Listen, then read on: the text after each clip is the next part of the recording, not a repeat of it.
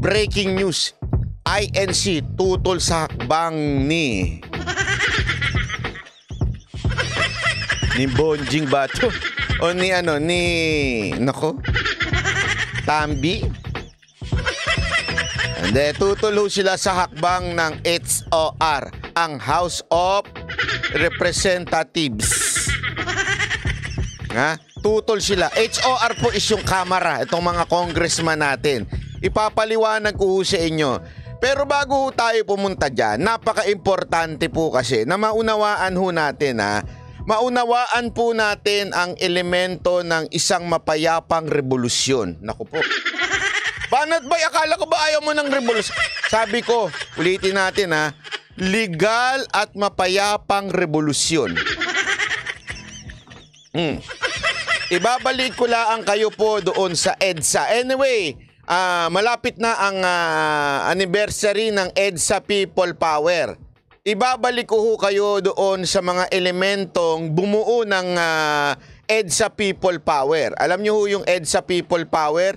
Yan po yung nagpabagsak, nagpalipad sa isang buong pamilya dahil merong hindi magandang mga nangyayari sa ating bayan. Okay? At eto ano bang elemento ng isang mapayapang revolusyon?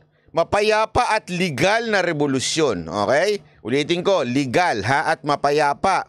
Ano ibig sabihin nito?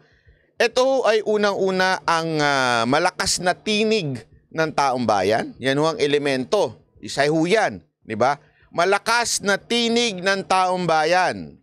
Ang tanong, mga kaibigan, mga kapatid, ngayon ba meron na malakas na elemento na tinig ng taong bayan? Naku po, 80%.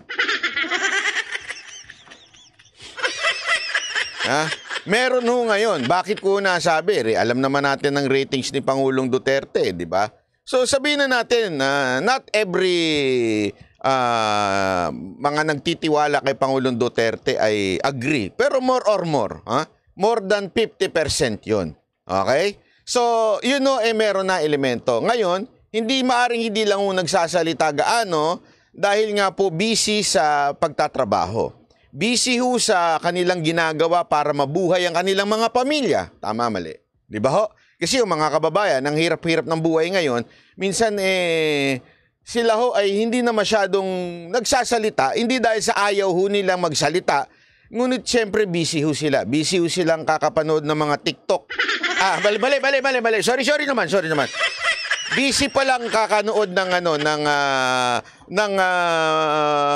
tungkol sa kanilang hanap buhay. Sana ganun na lang mga Pilipino, no? Kung pinanunood sana nila tungkol sa hanap buhay. Baka sakasakaling dumami pang negosyante, no? Kaya lang hindi Ang pinanonood yung mga gumaganong-ganon na mga kakababaihan. TikTok. Ano nangyayari? Yun, dumadami anak. Una yan, elemento ng boses at tinig ng taong bayan. Hinog na, ika nga. Yan, wala na akong problema. Okay? Pangalawa, ang importanteng tinig, ang media. Yan isa sa mga bumanat ng panahon ng EDSA People Power. Media. Di ba ho? Kita naman natin, marami na rin pumalag. Ang media, ngayon, panahon na ito, ay ang social media. Kung sa social media lang, naku po, malakas na ang tinig para sa pagbabago. Tama, mali. Pangatlong elemento ay ang ito. Tumatayong leader.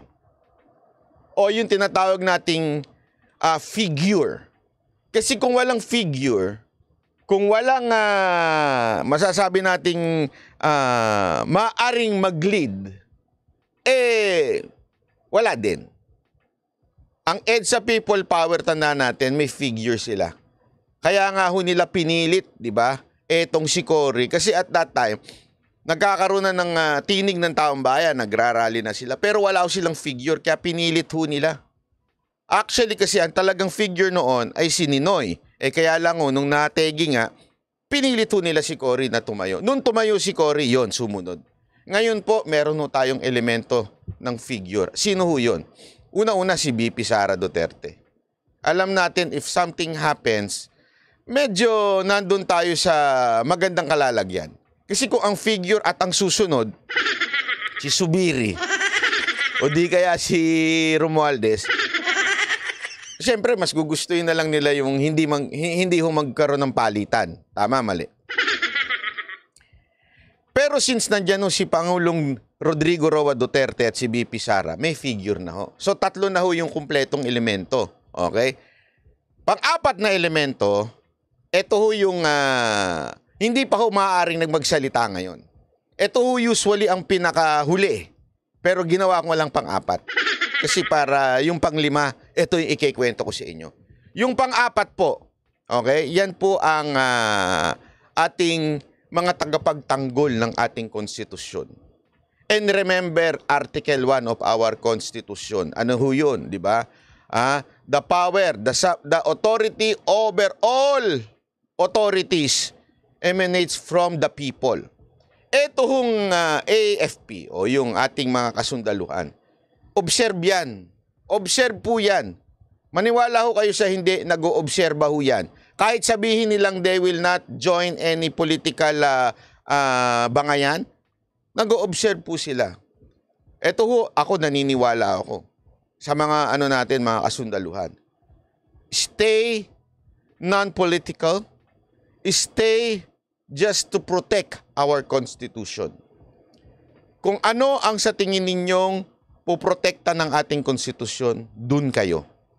O, linawin natin sa mga AFP, alam ko maraming nanonood ditong mga opisyal kasi maraming mga nagsasabi sa atin. Just stay to protect the Constitution. Huwag kayong papanig sa kahit sino mang politiko. Ang ipagtanggol ninyo ay taong bayan.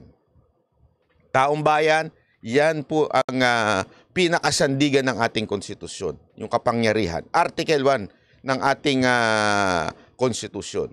Galing ho sa taong bayan. So yan po protektahan nyo. Ang panglima na napaka-importante sa lahat ay ang simbahan. Ito lang, ipaliwanag ko lang ng bahagya sa inyo. Nung panahon ng EDSA People Power, ang talaga makapangyarihan nung time na yon, walang iba kung hindi si Cardinal Sin. Alam naman po natin yan. Pag si Cardinal Sin ang nagsalita, iba na. Diba po? Iba na ho. Sa katunayan, siya nga ho yung tumawag Nanawagan, di ba? Naalala nyo, nanawagan ho siya nun. Pumunta tayo sa EDSA, protektahan natin yung mga sundalo na di ba? Siya nanawagan nun, nagpuntahan ng tao sa EDSA. Kaya lang, because of many things that happen in our country, and especially the revelation of PRRD during his term na 6 years, nakita natin na merong hypocrisy sa loob. Di ba ho? At yan ho'y pinaliwanag ni Pangulong Duterte. At mababasa nyo yan, yun dun sa libro. Ano ba yun? Ano bang libro yun? Altar? Secret of... basta ganun. Binigyan pa nga ako ni Pangulong Duterte nun yung Dahil doon medyo na-shaken. And, ano ho ba ang simbahan ngayon? Ano ho ba ang masasabi nating makapangyarihan simbahan ngayon? Okay? Maari sabihin ninyo SMNI. Pero hindi ho simbahan ho kasi yun. Maaring sila ho'y makapangyarihan in a sense dahil sila lamang po ang speaking media, okay, na lumalaban ho. Pero hindi natin makukonsider na entire simbahan yon. Kibuloy, maybe, is good in yung ginawa niya sa SMNI. Pero pagdating ho sa simbahan, I don't think meron ho siyang masasabi nating tao na susunod ho sa kanya. Hindi ho talaga siya yung nakikitang figure. Okay? Pero, merong isang simbahan na nananatiling makapangyarihan. In a way, pag sinabing black voting, eto ho yun. Paano ko mapapatunayan? Simple lang. Tuwing eleksyon, sino ho ba ang pinupuntahan ng mga politiko? It only means sila ho ang makapangyarihan. Kung dati, pinupuntahan ng mga politiko itong si Cardinal, yung bas-bas ni Cardinal Sin, pahalik-halik sa sing-sing. Di ba? Tama, mali? Ngayon, iba na.